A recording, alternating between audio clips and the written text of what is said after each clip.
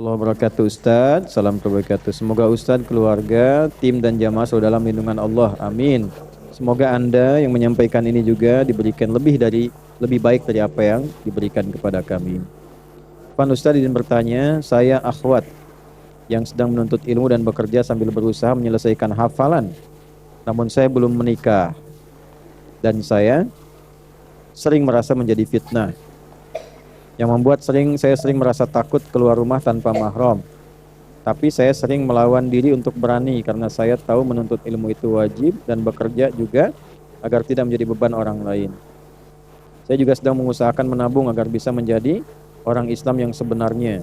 Ini belum benar sekarang. Dan berhaji, umroh, dan berkorban serta sedekah. Tetapi, ini pertanyaannya. Ya. Kalau kira-kira ditulis bagus, begini nggak apa-apa, tapi akan lebih baik langsung ke inti pertanyaan misalnya ya, supaya memudahkan. Tapi ini kita bacakan. Pertanyaannya adalah, apakah yang saya lakukan benar Ustadz? Melawan diri agar berani menghiraukan fitnah yang ada. Mohon nasihatnya, semoga Allah mudahkan Ustadz untuk menjawabnya.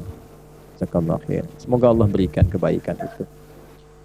Pahami tugas dan kewajiban sebagai seorang perempuan. Apa perintahnya, apa larangannya. Setelah paham itu, baru kemudian tunaikan dengan penuh keberanian yang dimaksudkan. Misal, apakah menuntut ilmu juga berlaku untuk perempuan? Ya. Bahkan Nabi punya jadwal khusus pengajian untuk para perempuan. Ibu-ibu, terus gantian di rumah siapa, harinya ada. Dan menariknya, setelah itu termotivasi sampai salah satu istri Nabi yang mulia, Sayyidah Aisyah radhiyallahu taala anha, itu saking banyaknya ilmunya, ulama berkomentar sepertiga ilmu di dunia ini dimiliki Sayyidah Aisyah. Beliau itu belajar ilmu kedokteran, Bu. Dan pakar di bidang-bidang tafsir, fikih. Kemarin saya mendalami tafsir Tahrir wa Tanwir, materi disertasi kami itu. Kita menemukan betapa fakihnya Sayyidah Aisyah. Ya, memberikan koreksi terhadap seorang sahabat yang salah memahami satu makna ayat, dikoreksi oleh beliau. Sayyidah Aisyah itu. Demikian para perempuan. Kampus, di antara kampus pertama yang menampilkan ilmu-ilmu umum dan keagamaan itu yang inisiasi perempuan. Namanya Fatimah binti Muhammad Al-Fihr. Ya. Beliau buat itu di Kairawan yang ada di Fes di Maroko, karena asal Kairawannya di Tunisia. Saya pernah kunjungi. Jadi di Tunisia itu ada Zaituna yang sudah lama, universitas lebih lama dari Al-Azhar. Agak ke dalam dikit ada Kairawan, ada masjid itu desainnya seperti Masjidil Haram. Jadi kebuka, tengah-tengahnya itu ada gundakan tinggi sampai ke atas, beberapa gundakan seperti ini.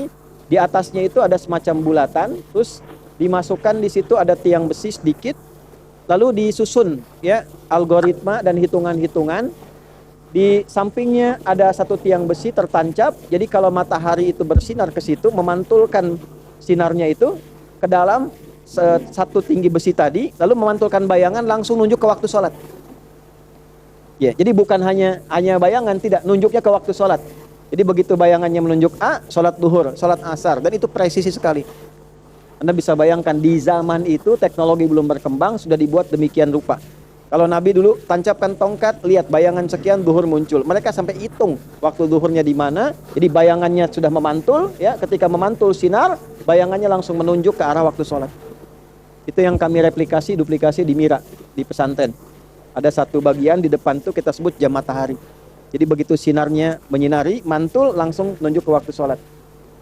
Nah, di situ tinggal seorang yang hebat, senang pengetahuan, ahli ilmu, punya anak-anaknya juga yang luar biasa soleh, rajin tahajud, rajin puasa. Di antaranya Fatimah, ayahnya Muhammad, kakeknya Fihr. Fatimah binti Muhammad Al-Fihr.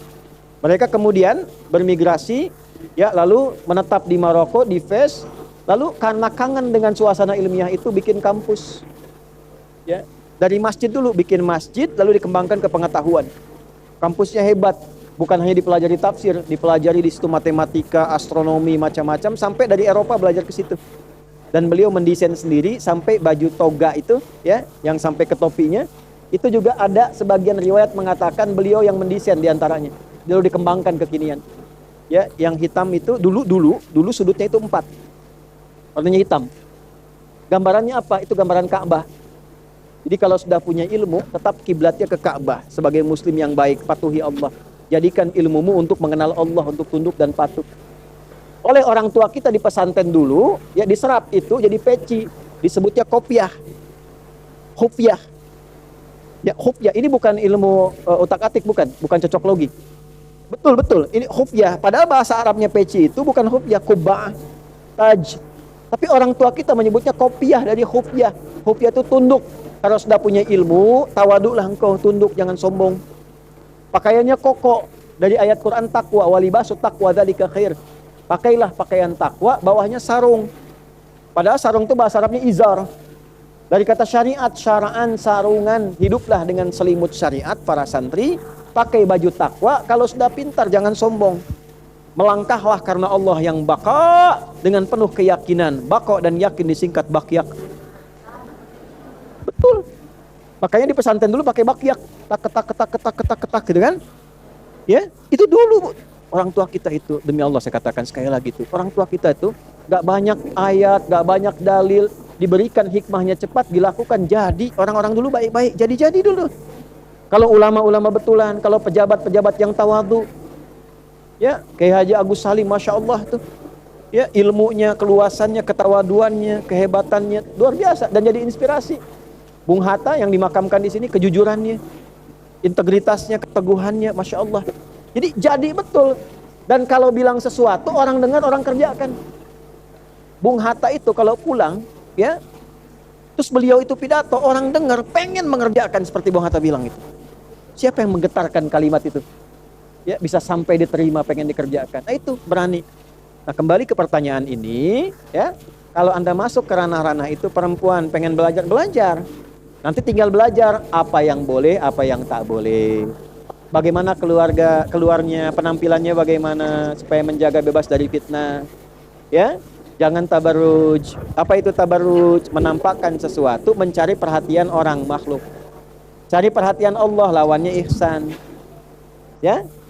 Wala tabarrujna tabarrujal jahiliyatil ula. Itu khusus untuk perempuan. Keluar misalnya pakaian sewajarnya supaya Allah senang. Jangan keluar supaya orang senang melihat saya, Masya Allah, gitu ya. Pakai kerudungnya pink, bajunya biru, bawahannya hijau. Terus pakai perhiasan di tangan emas 2 kilo misalnya kan. Begitu mau nulis, nah itu.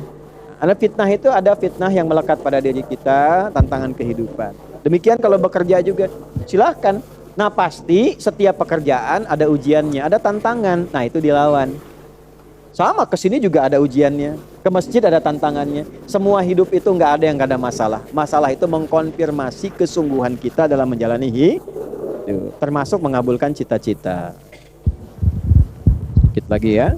Semoga Allah mudahkan yang tadi ya.